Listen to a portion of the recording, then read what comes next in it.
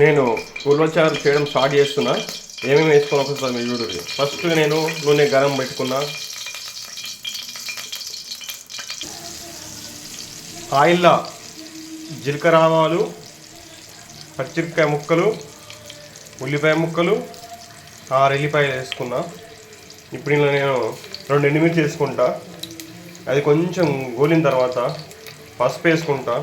పసుపు గోలిన తర్వాత ఉప్పు వేసుకుంటా. ఉప్పు లైట్గా గరం అయిన తర్వాత అల్లం వెల్లుల్లి పేస్ట్ వేసుకుంటా. అల్లం వెల్లుల్లి పేస్ట్ గోలిన తర్వాత కారం వేసుకుంటా. కారం వేసిన తర్వాత ఇక రెడీ చేసుకున్న ఈ చింతపులుసు వేసుకుంటా. ఇగో ఇలా అయిపోయింది. నేను ఇవన్నీ వేసుకున్న తర్వాత ఇప్పుడు నేను చింతపండు రసం వేసుకుంటున్నా.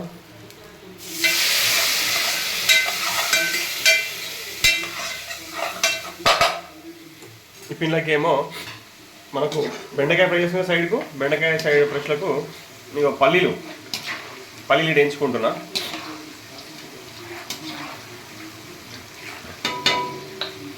ఇవి వేగిన తర్వాత మేము దీశాలు వేసుకోవాల్సి మనం.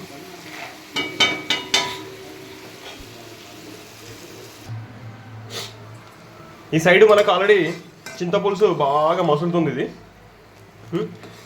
మంచి మసాలా. ఇది మసిలిన తర్వాత మనం ముందుగా ఉడకబెట్టి పెట్టుకున్న ఉల్వ కట్ట అనేది అలా వేసుకోవాల్సి వస్తుంది.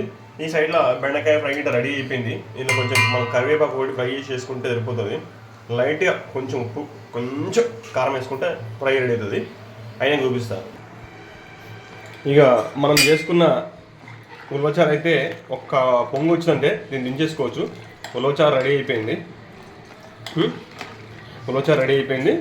ఇంకా బెండకాయ ఫ్రై గిట్ట ఇది రెడీ అయిపోయింది. బెండకాయ ఫ్రై రెడీ అయిపోయింది. మనకు ఉలవచారు కోసం పెట్టుకున్న ఉలవలు మిగిలినాయి కదా, వీటిని వేస్ట్ చేయకుండా వీటిని మనం తాలింపు వేసుకొని సాయంత్రం పూట తాలింపు వేసుకుంటే పచ్చిమిరపకాయలు, కరివేపాకు, కొద్ది కొత్తిమీర, ఒక్క ఉల్లిగడ్డ రవ్వ వేసి కట్ చేసి ఉప్పు కారం కొంచెం ఫ్రై చేసుకుంటే సాయంత్రం స్నాక్స్ కింద బాగుంటాయి. వీటితో గిట్ట మనము ఇలా కొంచెం మైదాపిండి కలుపుకొని దీన్ని రుబ్బుకొని బోండాలా గిట్ట వేసుకోవచ్చు, కొంచెం పెరుగు వేసుకొని. కానీ ఆ ప్రయోగం నేనేం చెయ్యా. ఇక సూచనలు గిట్ట బాగుండదు అసలు ప్రయోగాలు చేస్తే. ఏమరా నాయన నువ్వు మొగల పని చేయమంటే ఆడల పనికి వచ్చి కిచలు చేసి అనుకోవడం మీరు ఏమనుకోకూరి. చూద్దాం, వంట బాగుంది. మీరు అందరు నా వీడియో వస్తున్నట్టే యూట్యూబ్లో పెడుతున్నా, కొంచెం సబ్స్క్రైబ్ చేసుకోరు ప్లీజ్.